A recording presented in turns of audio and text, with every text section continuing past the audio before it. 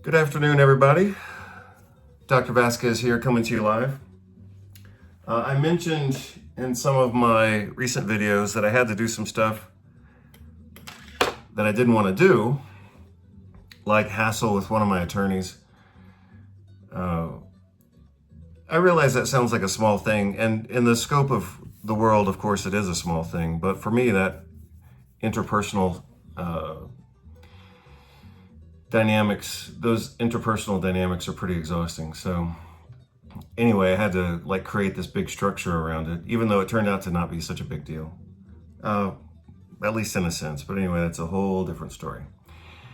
So part of my reward, and this came about for a couple different reasons, but part of what I needed to do and the way that I rewarded myself for dealing with this stuff that I didn't want to deal with is yesterday I went and purchased a new piece of art, which I'm very happy with, and you can see it behind my chair here. I'll show you a close-up picture of it in just a moment. And so for the past, let's say 48 hours, I've been thinking about art. And so right now in this video, I'm going to talk about art, and especially how to purchase art, because of the few things that I want to say, I think I have 5 things that I want to say right now. But one of the things I want to say is that a lot of people talk about art. They consider themselves to be supporters of art. They consider themselves to be patrons of the art and all that kind of stuff, but they don't actually pay money to support art. Art stores, artists, painters, sculptors, whatever. So that's apparently bothered me for decades, because I remember the first real piece of art that I purchased. I think I was like 28 years old or something like that. I was living in Seattle, and just walking through like a public square or a public market in Seattle, and this guy had painted this watercolor of, I think it was a pear, and I think that was the first piece of art that I remember right now that I purchased directly from the artist. I think it was like $50, and I thought that was pretty cool. Because part of even then I was aware of something that bothered me, and maybe it bothered me within my own self. Actually, I had purchased a few pieces of like little handmade things before, but anyway, this was my first piece of like what felt like to me like my first piece of legitimate art from an artist who was actually selling his own work. But something that had bothered me was the idea of talking about art and saying, oh yeah, I support the arts and all this kind of stuff, and not paying for it. So I kind of had to put my money where my mouth was, literally, and purchase this painting from this guy. It was actually quite large. It was like poster size. But anyway, as I recall, like I said, that was the first piece of art that I actually purchased in real life and living time from the actual artist. So I'm going to talk about how to purchase art, and I'm not trying to be like anybody's expert, but I do know a few things, and I've learned a few things, and I learned all this stuff on my own. I mean, nobody taught me this stuff. But so one of the things I wanted to say was, if you think that you love art, then at some point you got to put your money where your mouth is and pay for it. Like when I was growing up back in the 70s and 80s, we didn't have any. We had a little bit of art in our house, like a few pictures, but they were just like reprints, so it was about as generic as you could get. I remember we had a reprint of Georgia O'Keeffe, one of her orchids, but that was about the extent of it. Later, my dad had a few pieces of art, and it was legit art from living artists. And he had some good pieces, but he also had some fakes. So I'm very clear that he had some fake pieces that were originally possibly from Spain, but more likely from France. And they probably had some meaning for him. They're rather generic pieces, but they were very clearly copies of the original, and that's kind of cheap, I mean, he had the money to buy real stuff, so go ahead and buy real stuff. So I thought that was rather cheap of him. he had the money to buy real art, but he just bought these little fake dinky copies, and I thought that's just lame. So, number one, if art is a value to you, then pay for it and buy it and have stuff that you enjoy and support the cycle of art, which is creation, selling, somebody gets to enjoy it, and then eventually they resell it, they get tired of it, they relocate, they have to relocate internationally, or they die off and then their kids don't care about the piece and then they resell it to an antique shop. I mean, that's basically the cycle of art. So you can participate in that. You know, that's part of supporting art, is either supporting the artists or supporting the markets or supporting the stores or doing something. And so I consider myself to hold art as a value. And so for that reason, I participate in that cycle. I never really thought of it that way, but that's how it occurs to me right now. So number one, put your money where your mouth is. Number two, try to buy real art when you can. And I know it's not always possible. I mean, if you look at that, I have a picture behind me that it's not real. It's a copy. But I haven't been able to find anything. I haven't been able to find the original. It was just kind of a chance thing. I just took a picture of a picture basically and printed it. And with all due respect for the artist, I think it was probably computer generated anyway. So I don't have, this big mountain of respect for this particular piece, but I do enjoy it, and it's not as legitimate as I would like for it to be. So maybe that's the third thing that I'm going to say is, number one, put your money where your mouth is. Number two, engage in the cycle of art. Maybe those are the same. I guess it probably is the same. So participate in art. Oh, yeah, that's right. And try to buy real stuff, not just, copies.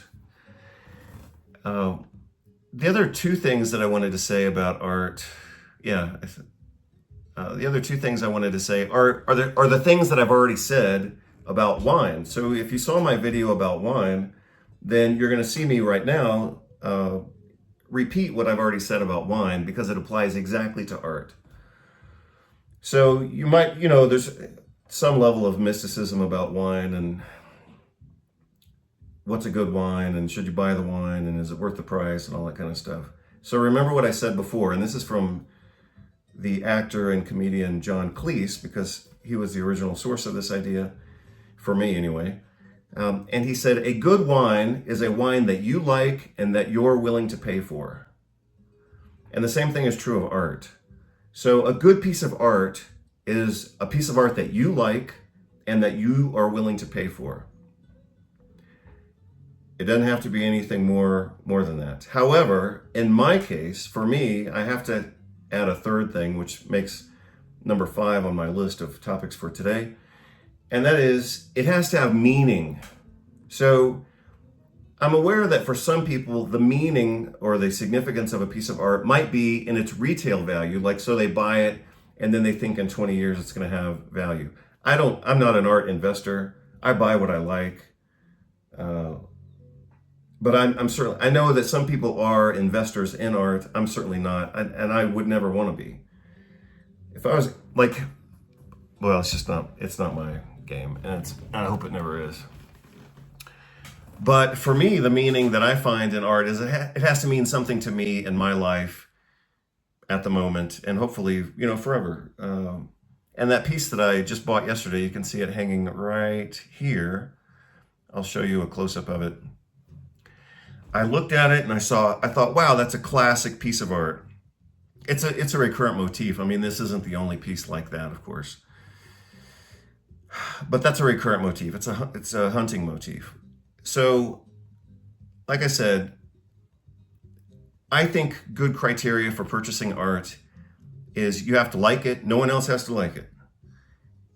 But if you're going to pay for it, obviously you should like it, and it should be in your budget, and it should have meaning.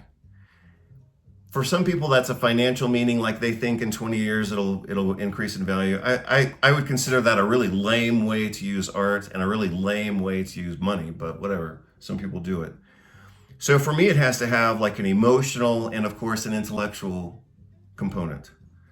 So the emotional and intellectual component of this new piece right here that I just bought yesterday is that it signifies it's a hunting piece.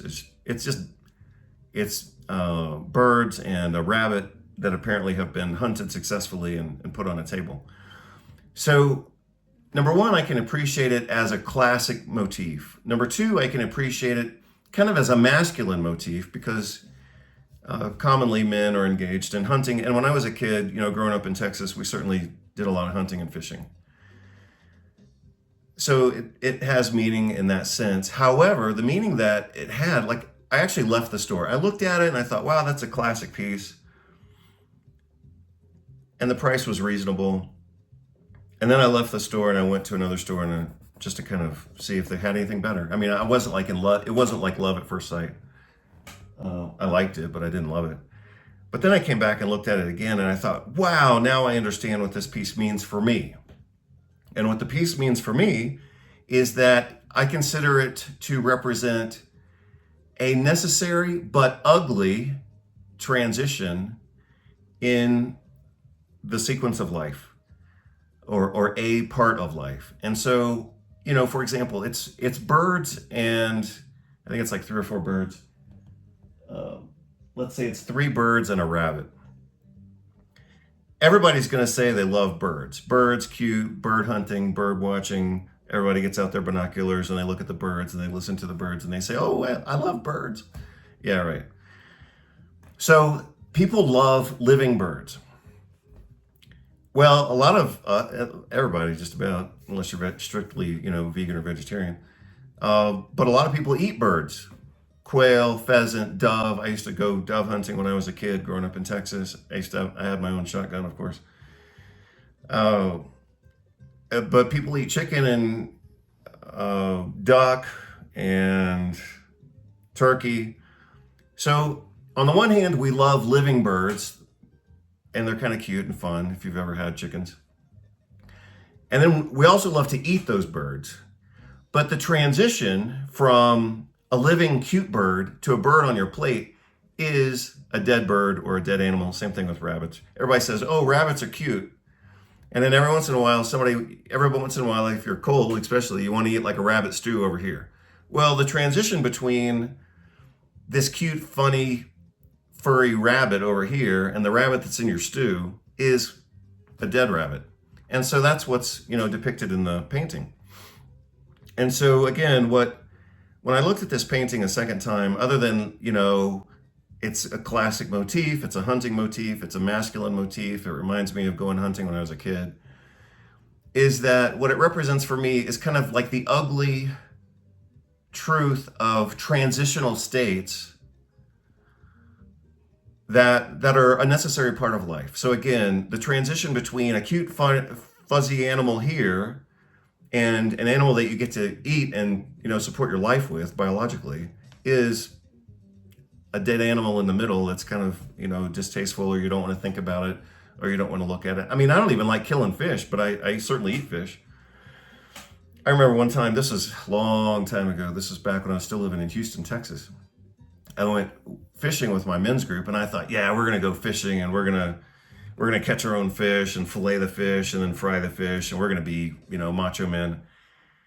And I chickened out. Like I think we caught some fish and then it was like time to cut them up and fillet them and all this kind of stuff. And I was like, couldn't do it. So I'm aware that I eat fish, but I had a hard time like actually killing and carving up the fish to eat it at that time. This was back in 2000. No, I'm sorry. Yeah, it was like 2002. Anyway, that's when it occurred to me. I had been, hunting and fishing as a kid, but as an adult, it became actually more difficult for me. So again, that's what it represents to me. And so, for example, like starting a business, everybody has the ideal of a business. You want to be autonomous, you want to make a product, you want to give a service or something like that. Yeah, that's the ideal. But you have to go through this ugly transition, and that's what this painting represents to me, is what I call the ugly but necessary transition. You have an ideal here, you have to go through an ugly transition here, and then you get what you want on the other side. Same thing, I mean, you could apply that to anything. uh, even exercise and being healthy, you know. You have the ideal of being healthy over here, but you have to go through that ugly transition, and then you get what you want over here. So again, when I looked at that painting and I thought, wow, it kind of represents the ugly but necessary transitional period of life. I thought, wow, that's what it means to me, and so I'll buy it. I have, of course, purchased a few other pieces of art. Sometimes I just like them or whatever. I've got one that I have on the wall here. I can't show it to you right now unless I like reverse the camera, but I'll just take a picture of it and I'll put it into the video. It's just a picture of it's a painting, I presume. Could be like a charcoal or crayon or whatever. But I think it's a painting of a pencil, and it's a worn down pencil that's been used down to its nub. And of course that works for me. It has meaning because I'm a writer and I've written, however many books and hundreds of articles and things like that. So again, I like it, I could afford it, and it has meaning for me. It wouldn't have meaning for my wife because she's not a writer. But like I looked at it and I said, wow, that's me. I gotta have it. So I bought that in Spain from whatever market down the street. I actually remember where it was. It was in Orense, Spain. But that's a good example of a piece. I liked it. I could afford it. It came with a frame. That's the other thing about buying art, is that a lot of times the frame actually costs more than the art. So I remember when we were living in Barcelona, I bought a watercolor. It's actually a Batik, or I think it's either Batik or Batik. I'm not sure. It's a painting process that involves wax and all this kind of stuff. But I bought this piece of art at the local market. I think it was on a Sunday. And I think I'm going to guess that I paid $400 for it or something like that. But the frame was actually $800. So anyway, when you buy art, you also want to think about the frame, because sometimes the frame costs more than the art itself. And the frame was perfect. Obviously, you can buy a cheap frame if you want. But if you want to buy, at times, sometimes the appropriate frame for a piece of art is a cheap piece of wood. It doesn't have to be more than that. But some pieces of art look better in a, frame of painted wood and looks like gold or whatever. And that's what this painting needed. So I paid more for the frame than I did for the art. So this particular picture of this pencil was already framed, and the frame was actually great for it. So I bought it. So anyway, that's two pieces. I'm gonna show you one or two more pieces that I've purchased that are good examples of, did I like it? Could I afford it? And did it have meaning for me? So here's a piece that I actually bought in what turned out to be my last trip to Paris. This was back in 2017.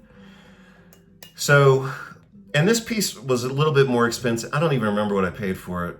Let's assume, I'm guessing, the thing is I didn't even have the money in my account. I had to pay for it with two different transfers. So that's part of the reason why I don't remember the price for it, is because I had to pay for it twice, so to speak.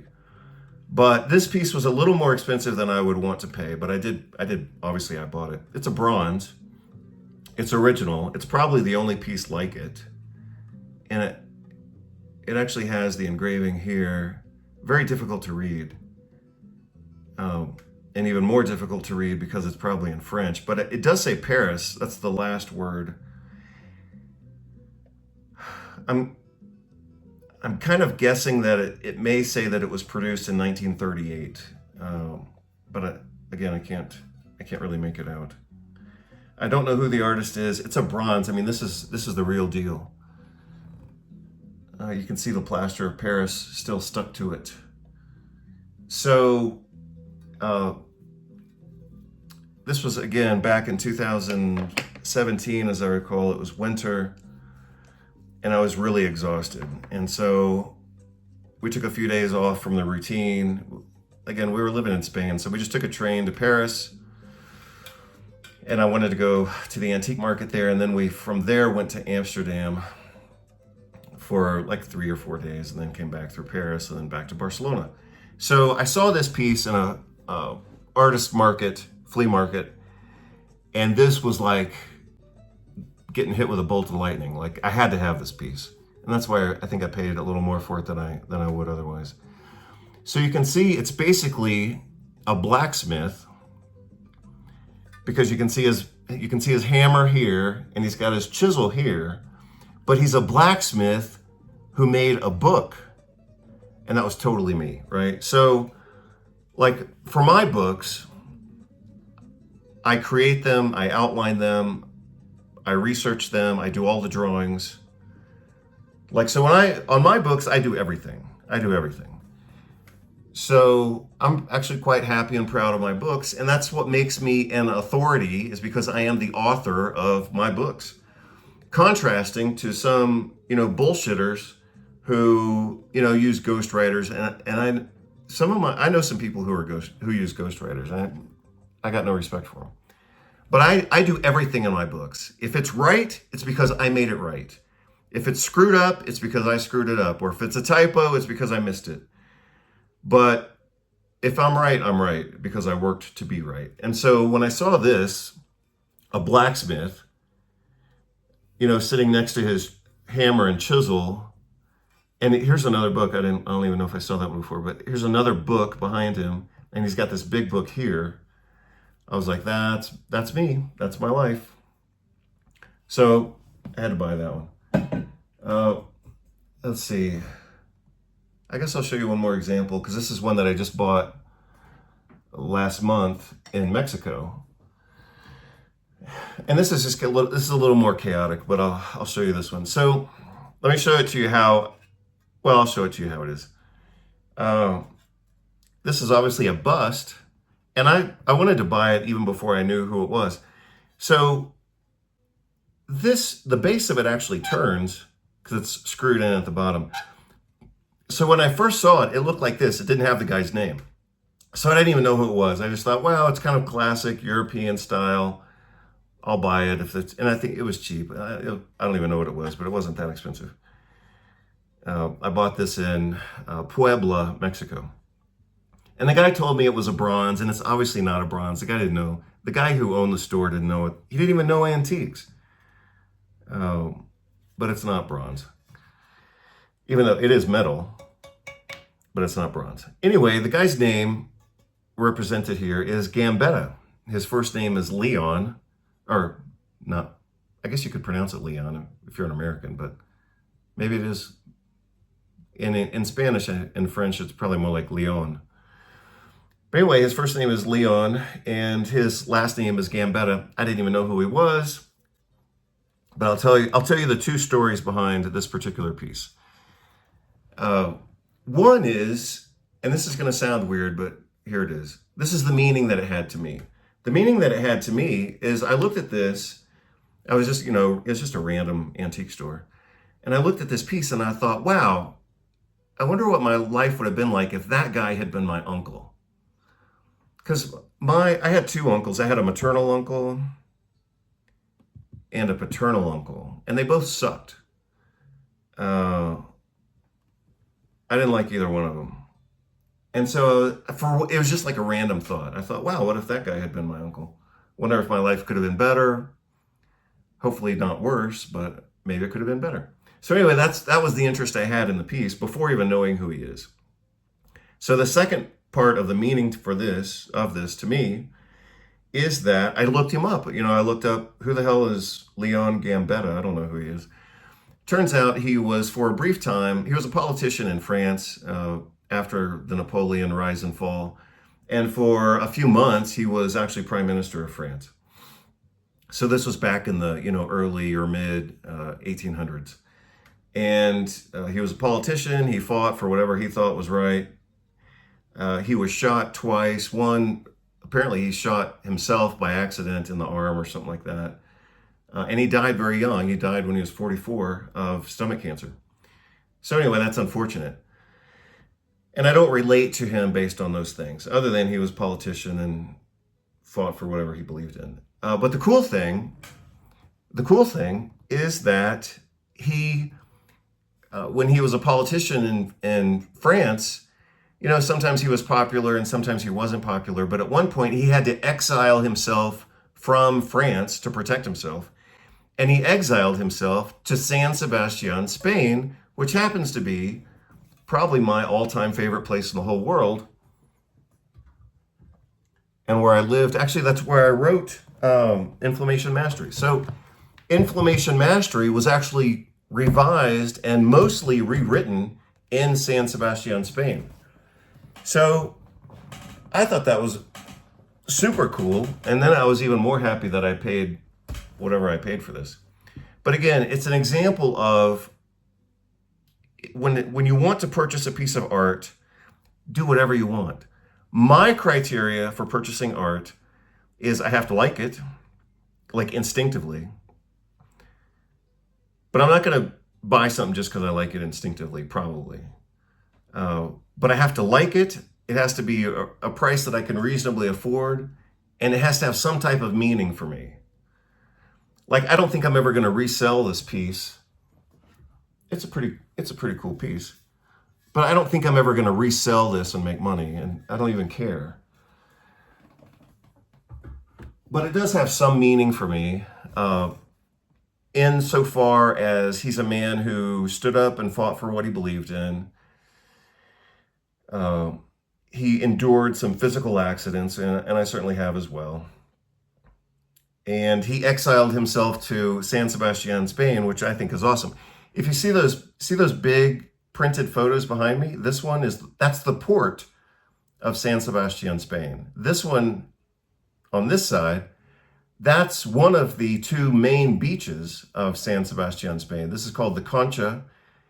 The other one is called, I don't even remember right now. It has kind of a weird name. It's kind of an ugly name, but I don't remember. This is the Concha, which just means shell, because it's shaped like a C, the letter C. So that's the big beach in San Sebastian, Spain.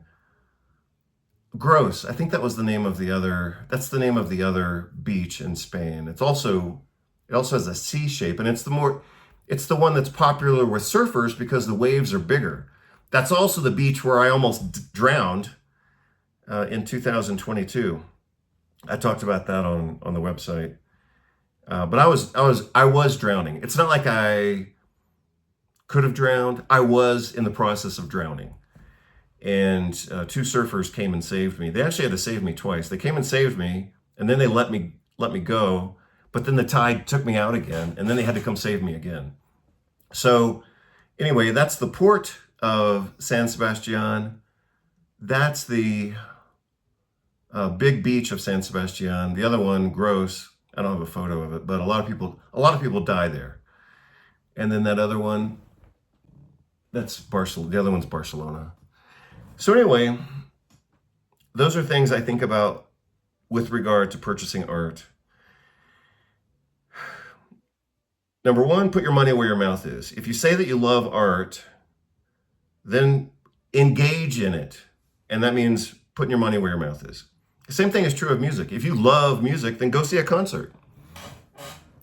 Give your money to the people who are actually making the music that you love. So, number one, put your money where your mouth is. Number two, try to buy original art, because then you're more engaged, like in the core cycle of art, which is creation, selling, enjoyment, and then reselling. That's the cycle of art. And like I said, I just made that up, but apparently I think it's true. Number three, buy what you like and whatever you can afford, just like with wine. What makes a good wine? A good wine is one that you like and that you can afford. Number five in that cycle is, one way to connect with art is that it has some meaning for you. And, like I said, this one was a slam dunk for me. I saw this, I said, that's me. I'm the guy who busts ass with hammer and chisel to write these books. That's me. I gotta have it. So I bought it.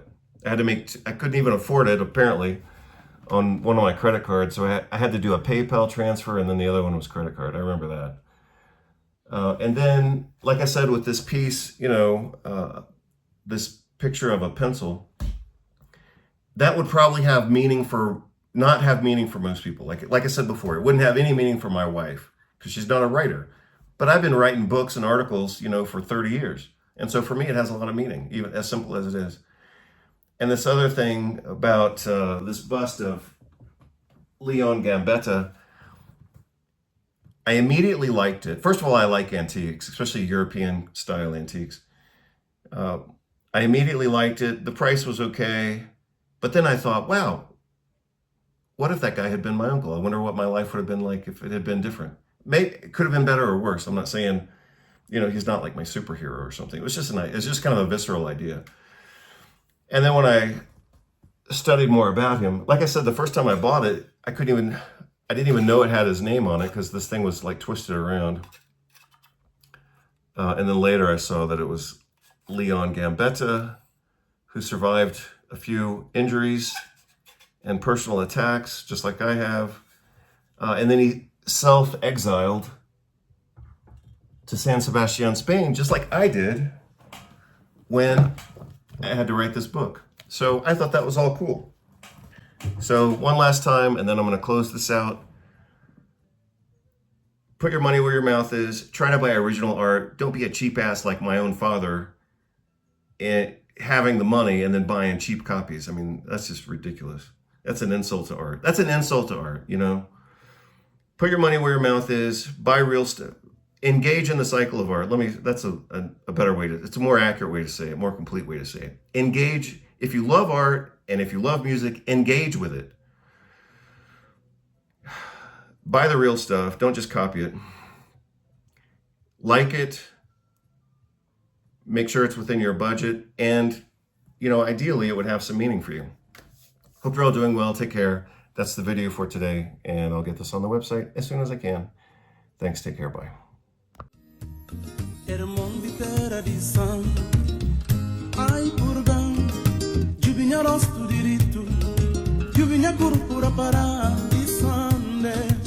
Tendur di Paloma, com sapatinho, Wilson do Sandro também. Fofa com Jéssica.